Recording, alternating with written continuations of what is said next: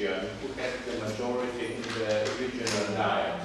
That was the problem. Where the Slovenes had the majority, there was the Slovene class, and the Slovene language in the class.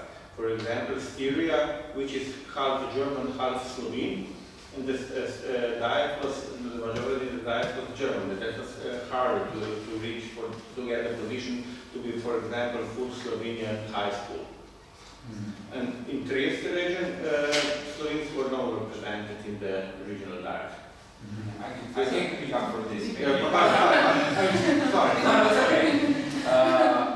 Because actually, the Trieste was a province in itself, being part of the Littoris land, but it was a province in itself because it had its own diet at the Habsburg time. So that means that the city council could decide where the schools had to be established, because the constitution was given the right for the school to be open with a certain number of families of that mother tongue, but the schools were funded by the local diets. So in Istria, Trieste and the province of Rijeka and Slovenes, which was part of the Austrian littoral, it was also a matter of the diet to approve where to put the school. So in the city, urban area of Trieste, there were no Slovenian schools.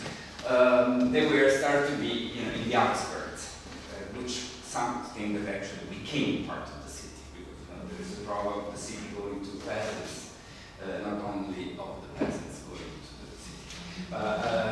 So my team in general is about the schooling, mostly in Rijeka, which is my research, but as I said in the abstract, I'm trying to make a comparison with the situation of Trieste, which though it's very difficult, different, because of course the number of Slovenes in Trieste is much higher than the number of Italians in Rijeka. And there is a big number of Italians in general in the Istrian region between Slovenia and Croatia, but there is a cut between these two areas, between Rijeka and Ravne and Istria, and so this, this is a very banal explanation, but it changes a lot.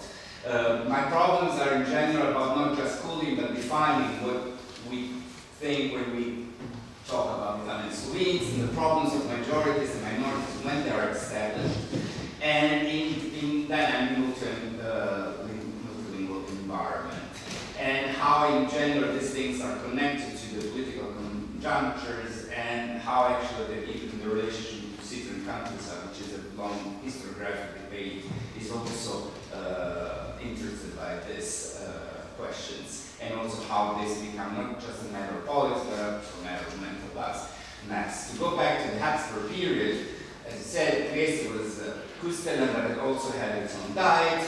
Rijeka was corpus separatum in the Hungarian part of the monarchy. It was directly controlled by Budapest, but it has a strong autonomy, so it had also their own city council. In general, what we can say about this period, I'll be very short, is the social political imbalance, the problem of group domination, of language domination according to a social ethnic pyramid, which was favoring Germans in some parts of the monarchy, Polish in some other parts, Hungarian in some other parts, and Italians in this area in general.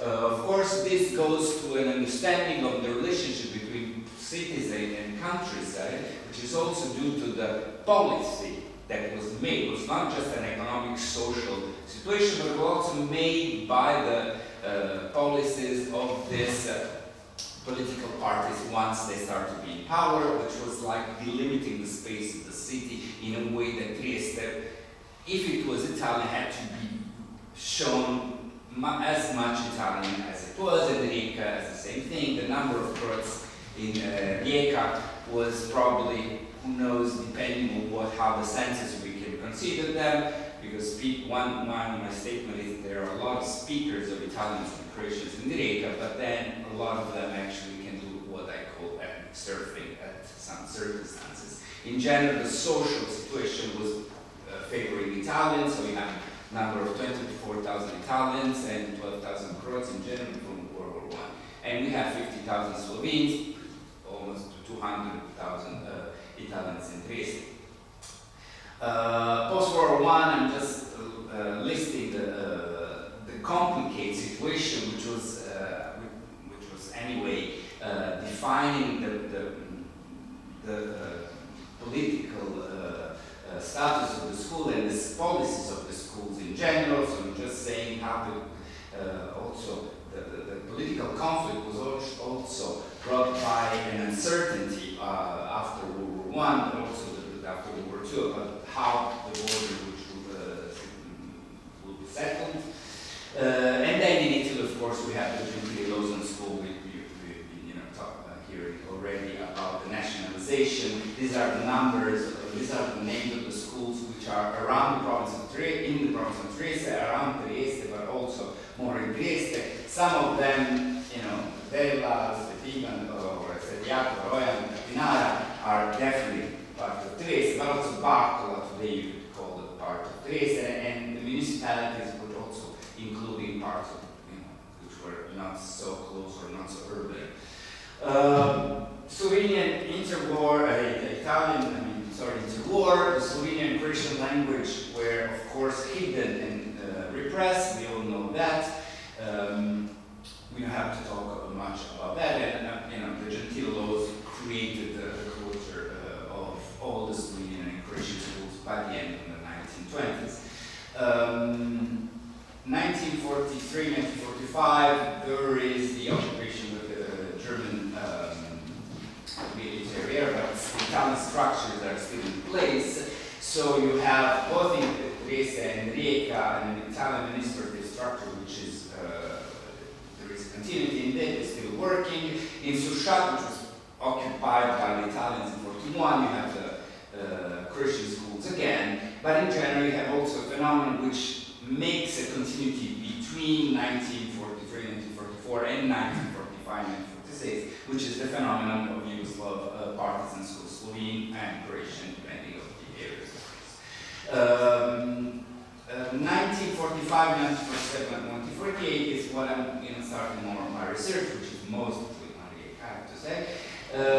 And it's again the complex of the situation, the complexity of the situation, like in it, and the political fight which is beneath that. So, for instance, in Trieste, you have the Allied controlling the political situation of the Zone A, and after 47, 48, formally only in Trieste, while there is a Zone A in Trieste and a Zone B, of course, in the northwest of Istria.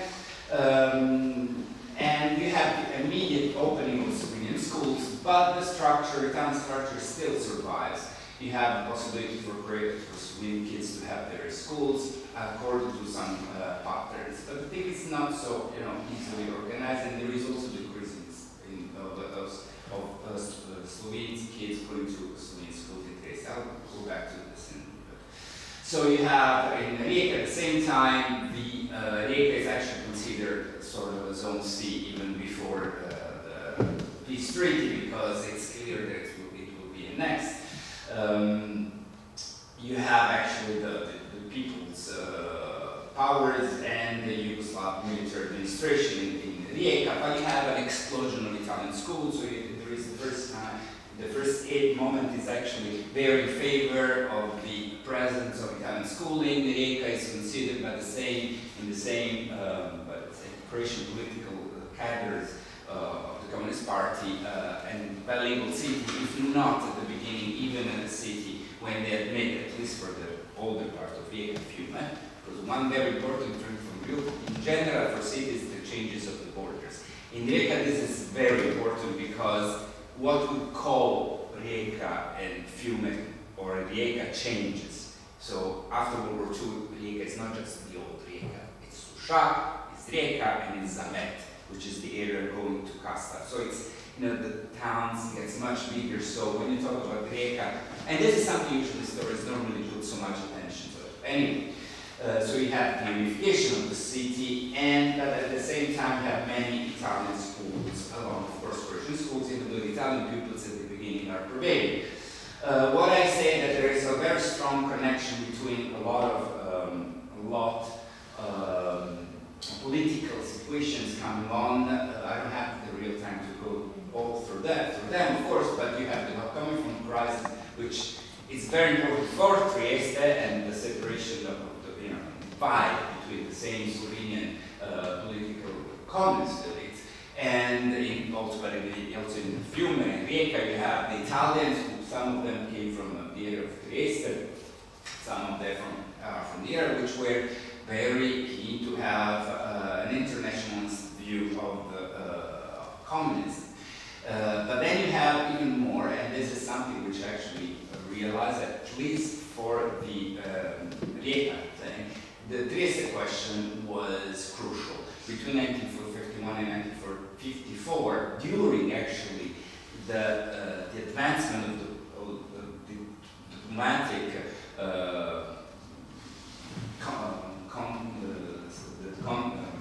talks between Yugoslavia and Italy, I think one thing was to establish as much clear situation as it could. So let's say not to expand too much the Slovenian presence in Trieste, not to show too strong the Italian presence in some parts of Croatia and Slovenia, especially outside the zone. So you have, and then you have, of course, different situation after the memorandum of 54. You have a relaxation in not only Zone B in former Yugoslavia, Slovenia and Croatia, but also in areas which were not part of the Zone B of the Free Territory of Trieste.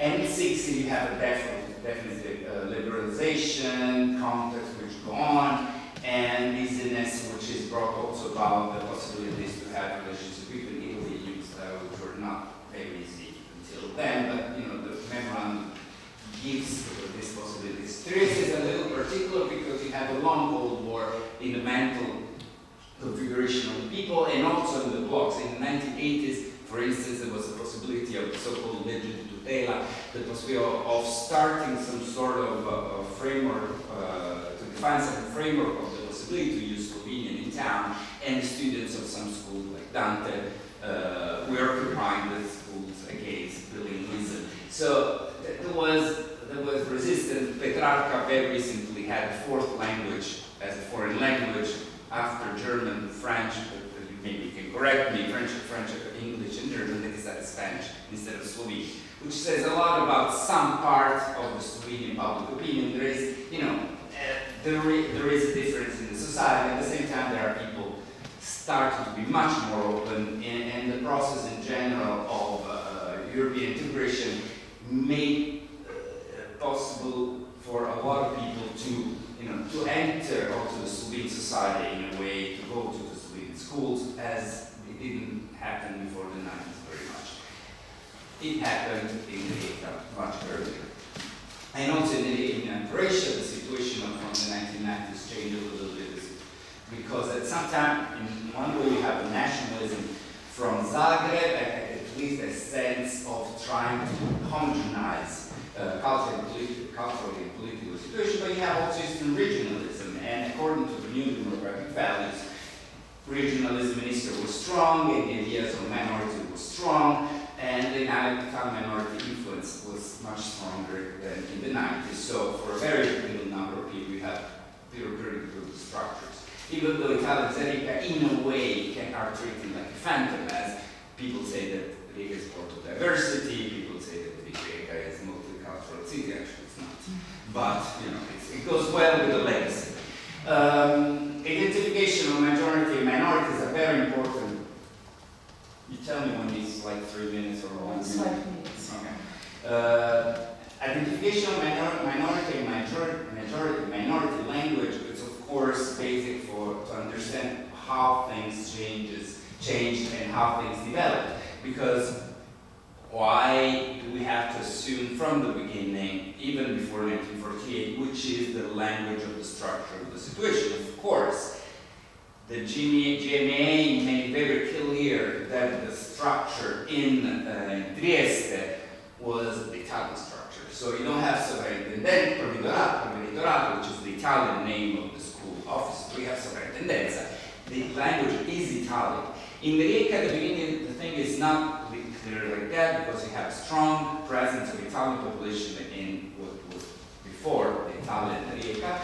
And you have, at least until 48, so until the 47, at least treaty, you have a strong predisposition of openness by the local powers, which are actually made of many Italians, so, or Italian speakers, which would be more correct to me. So you have a bilingual situation in Italy for a while. But in case you have a clear idea of what is the structure and what is the majority and minority. Although in the mental configuration of the Italians already write themselves as part of a minority. So it's already, immediately in that sense, even if the offices in the structure are not clearly creation of Italian in their functioning, the Italians are a minority. As I said, this already, like I said, slowly, of course, Croatian takes over. Because Italians, a lot of Italians go away, the political situation is, of course, very different in that sense. School policies. What I look usually at this, of course, is school policies, when you see what actually are the things that actually then have some influence in not only the way school function, but also how the people perceive these schools and whether they decide or not to put their kids into these schools. Because you have a problems of what we can call minorities, which sometimes don't put their kids into minority schools. It happens today. It happened in the 40s, in the 50s, in the 60s. And you have a lot of people, the minorities, slowly, but they started later to put their kids in the minority schools. So you have 52 and 97 creation, the efforts to actually to make so-called ethnic filters. You have the decree from the Ministry of Croatian School Affairs of Education saying only the kids with potvrđeni confirmed, potvrđeni means more like, which is assessed belonging to the Italian minority can be in Italian schools. That means the others and the schools were had commissions which had to declare the language, the kids being majority, minority, or adults. The kids had to be moved immediately. This happened everywhere where the schools were not prone to make some sort of resistance to this decree, which was not a law, it was just, actually. And so, in Rijeka, there are in some schools very few numbers of Dobjes, Italians or Croats, which is kind of strange in a way. In Labin, you have an explosion of them, so you have very different situation. The outcome is, of course, that the Labin school closed in 1 or 2 years, and the Rijeka schools go on. 1990s, the difference between 1950s and 1997 is that the minority and the organization of minority is also very strongly defending the possibility of majority kids going into minority schooling. In Italy, this also, there is an effort by the 1961 law and reform on schools, but actually that they never really played any sort of role in which kids have to be enlisted to the schools, which makes, of course, a lot of problems for the level of education. The situation, of course, depends very much on the depends very much on the on how the situation of the school goes in terms of kids getting into the schools, in terms of real numbers of the schools, because you have in Rijeka, for instance, a very strong crisis in the 50s and 60s, and that goes very deeply in the 70s. The interesting thing is that the number of Italians is already from 1952, 1953, very, very little. Actually, the number of Italians in 53 is the same number of Italians of 91. Of course, what happens? What does this say? That actually the people who declared their nationality in 53, 54, 55, mainly less than the people who are actually Italian speakers, and in 1991 is the opposite, of course. This actually, what happens is that in Rijeka, 70s, the schools are almost closing down, and so they have to accept people from the majority. In Trieste, this happens only in the 1990s. This is also connected to the way the language of communication actually changes in the city, or even in the areas where there are mixed situations, but also outside the schools, or in the free time of schooling, because we have the presence of dialect, which is never really strongly measured and questioned, because in Rijeka, the Venetian dialect, so-called, was very strong in the early 70s, which made even the Christian schools in the area where very often people would speak in the 40s, Fiumano. Then this made the Italian schooling still very strong in the 50s and the 60s, even though the number of Italians were almost very, very little. In Trieste, you have the strong Triestino, which is also a Venetian, which also plays a role, negative role in Italian schools. So, last consideration, as you see, the reason why I'm studying this is not just to make the history of the schools, but in general to work on categories of ethnic affiliation. Ethnic Italians, natives with sometimes are two strong categories. I think that very often we should talk about speakers, at least in some language areas, because the dynamics make people sometimes to decide in some moments to declare themselves in a way, or even, and you have a lot of people returning kids after the second generation, which is a very interesting phenomenon. In Trieste and in Rijeka, kids of people which were of Slovene mother tongue went to Italian schooling. Then they reappropriated themselves in a way of being part of a community, sending their kids to Slovene schools. And this happened also in Rijeka. A lot of kids between the 60s, 70s, where Italian mother tongue families declared themselves abroad, send their kids to Italian schools in the 80s and 90s. What does this say to us about these 1980s and 1990s parents? Are they fully Italian? Are they fully Croats? I'm done.